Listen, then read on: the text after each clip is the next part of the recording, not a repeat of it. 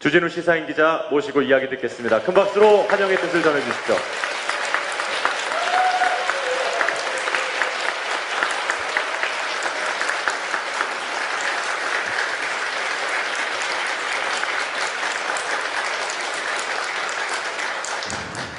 안녕하십니까, 주진우입니다. 네.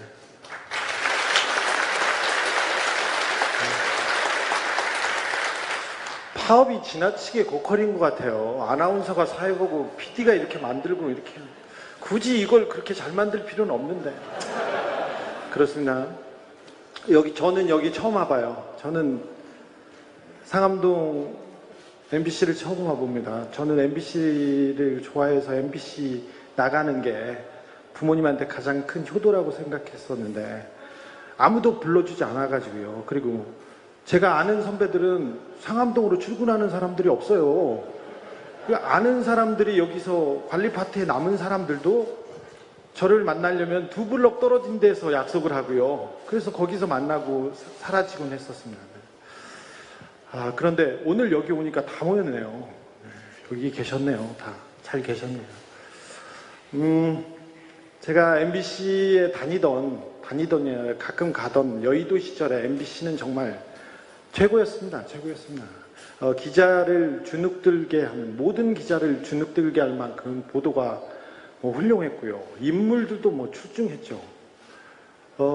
기자만 훌륭했냐? 아나운서들 얼마나 뛰어났습니까? PD들도 그랬습니다. PD들.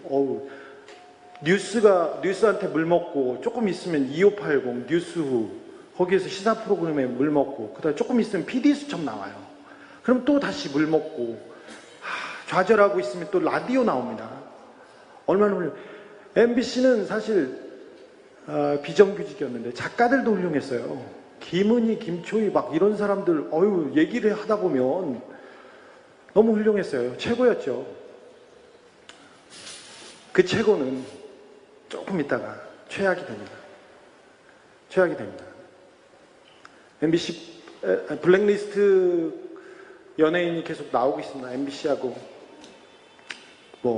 박근혜 때 이명박 때, 어제 이명박 때 얘기가 나왔었는데 블랙리스트를 위해서 정하지 않습니까? 정하고 근데 집행하고 실행한 사람들은 여기 MBC 또 구성원이에요.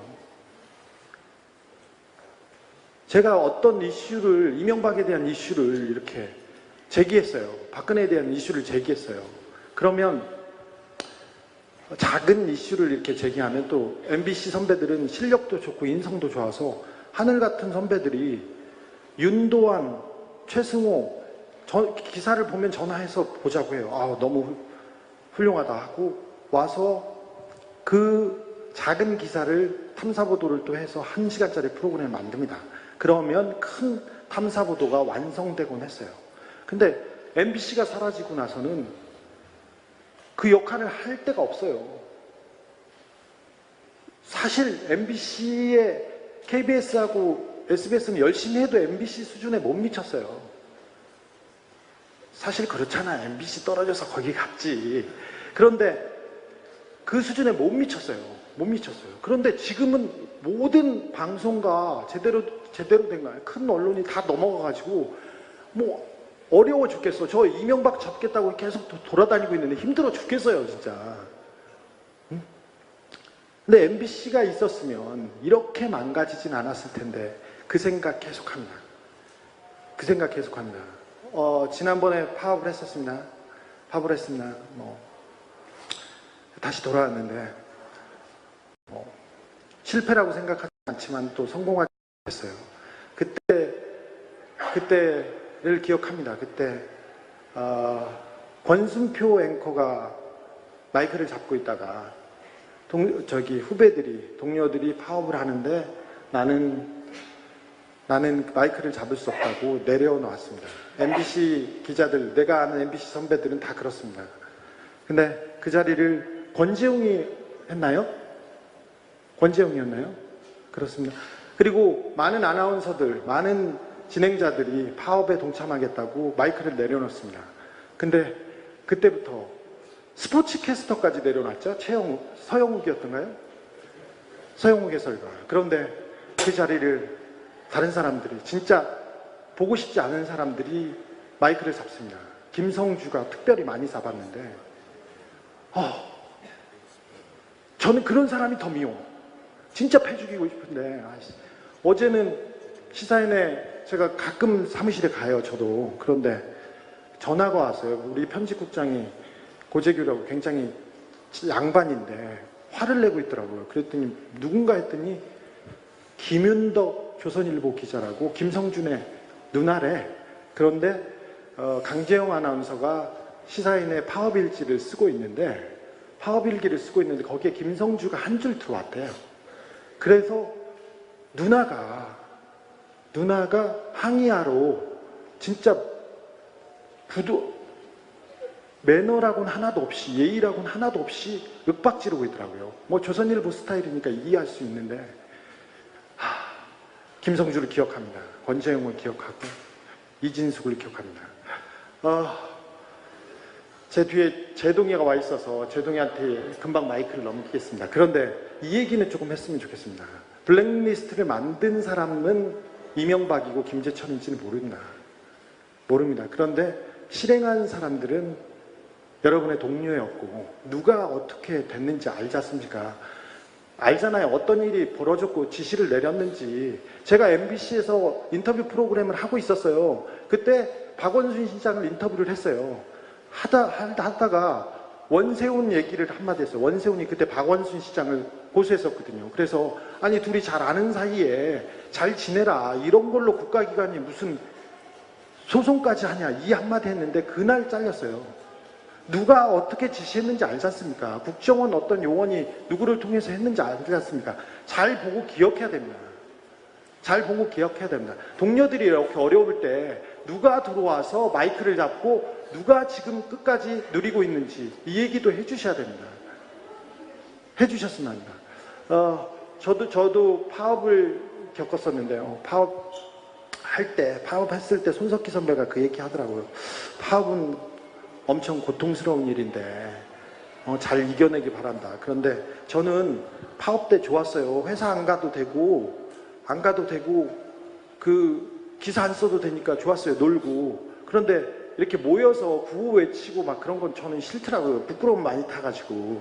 그래서 이건희 탈 있지 않습니까? 이건희 탈을 쓰고 가만히 숨어 있었는데 그래서 파업을 즐겁게 회사를 안 가고 땡땡이를 그냥 합법적으로 치면서 잘 놀았습니다. 어차피 돈은 못 버니까.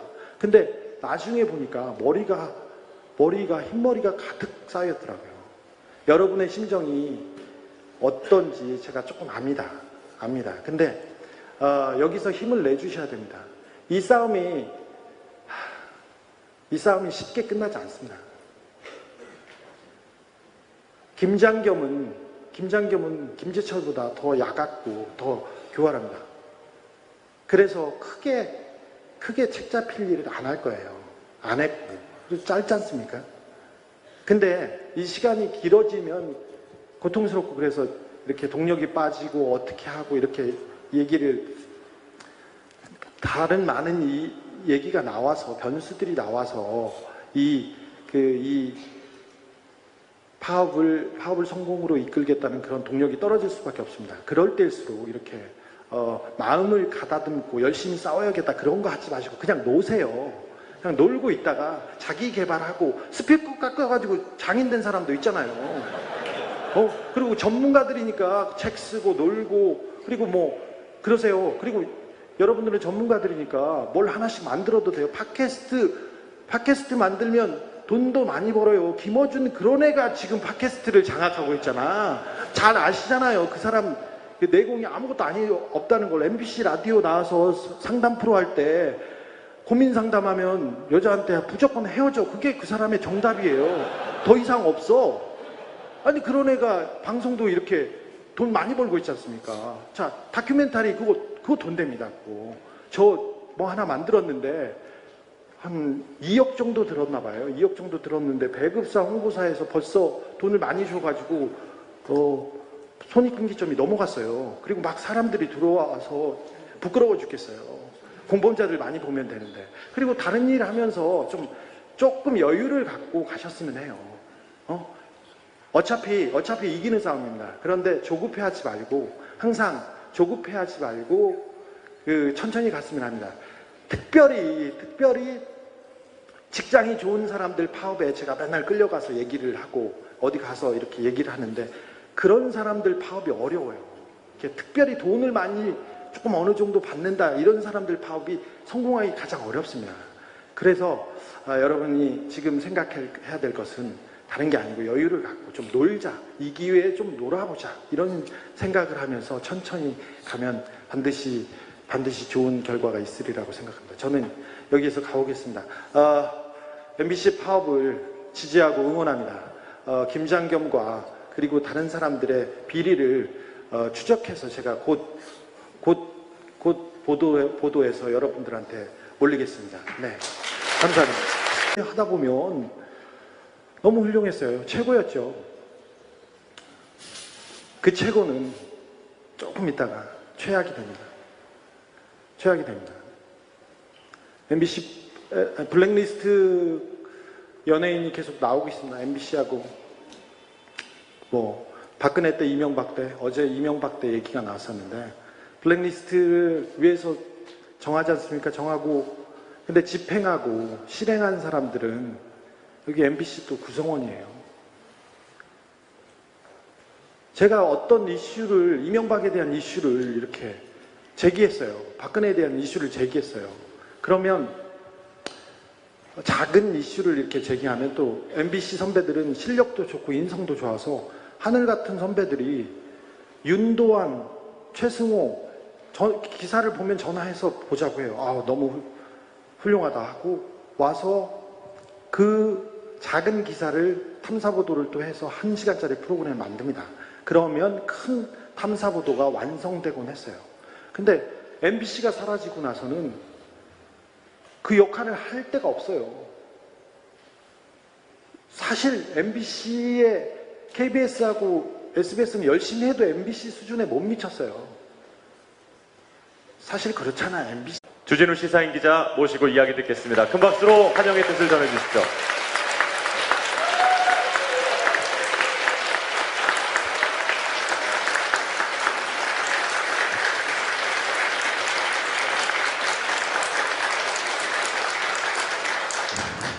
안녕하십니까, 주진우입니다. 네.